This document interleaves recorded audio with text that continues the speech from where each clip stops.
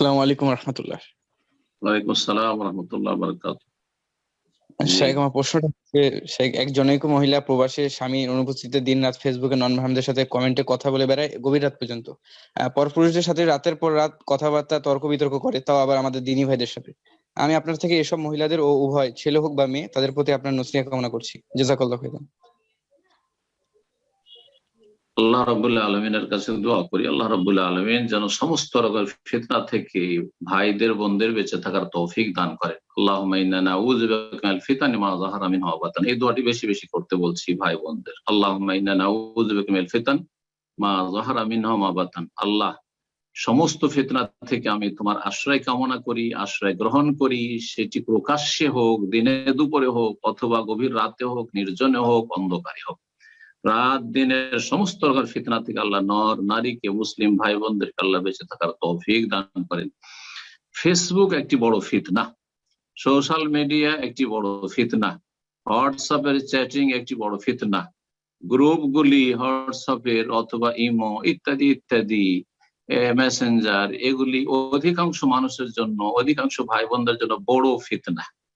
সুতরাং ভাই বোনদেরকে বলবো, আল্লাহকে ভয়, ইত্তাকুল্লাহ, আল্লাহকে ভয় করুন, পরকাল সম্পর্কে চিন্তাশীল হন, এবং আল আহম ফাল মহিম, আপনার সবচেয়ে গুরুত্বপূর্ণ, আপনি বিবাহিতা, সুতরাং আপনার স্বামী সবচেয়ে গুরুত্বপূর্ণ আল্লাহর হকের পরে।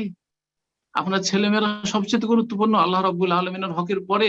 ছেলে মেয়েদের পরিচর্যা করা, তাদের তরবিয়ত করা, তাদের ইসলামী প্রতিপালন, তাদের দুনিয়ার যেসব পরিচর্যা প্রয়োজন রয়েছে, শারীরিক, মানসিক, খাওয়া দাওয়া ইত্যাদি, এগুলিতে যত্ন নিন। আর এই ফালতু সোশ্যাল মিডিয়াতে মহিলারা লেগে থাকা, ফেসবুকে লেগে থাকা, আর তাও আপনার ফ্রেন্ড লিস্টে পুরুষরা, আবার তাদের সাথে চ্যাটিং, একজন কিছু লিখছে, তার উত্তরে আপনি কোনো একটা কমেন্ট করলেন, আর সেটাতে কেউ মাইন্ড করে ফেললো, সে একটা আপনার উপর আঘাত করে কমেন্ট করলো, আপনি তার উপর আর এক শক্ত কমেন্ট করলেন। এগুলি হারাম, নাজেজ না। ইত্তাকুল্লাহ, আল্লাহকে ভয় করুন। এগুলোর জন্য পয়দা করেছেন আল্লাহ রাব্বুল আলামিন। এগুলি করতে থাকবেন, আর এগুলো করতে গিয়ে স্বামীদের হক আদায় করেন না। আল্লাহ স্বামীদের হক আদায় করেন অধিকাংশ মহিলারা আজকাল। মনে করে স্বামীর হক শুধু রাতের অন্ধকারে সামান্য কিছুক্ষণের। আউযুবিল্লাহি মিনাশ শাইতানির রাজিম। না, মোটেই না। সারাদিন স্বামীর হক রয়েছে, সারা রাত স্বামীর হক রয়েছে। আপনি মোবাইল নিয়ে বসে, স্মার্টফোন নিয়ে বসে থাকবেন, আর স্বামী বাসায় এসছে, বাইরে থেকে কত ক্লান্ত এসছে, একটু মানসিক শান্তি চায়, পাশে স্ত্রী বসবে, সে কথা বলবে, সে একটু গল্প করবে।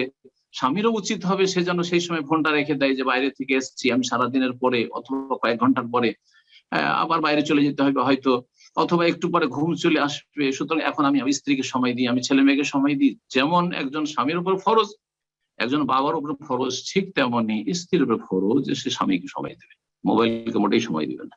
আল্লাহ, এটি ফিতনা যে আজকাল মোবাইলকে সময় দিতে গিয়ে স্বামীর হক নষ্ট করছে, মোবাইলকে সময় দিতে গিয়ে ছেলে মেয়েদের হক নষ্ট করছে।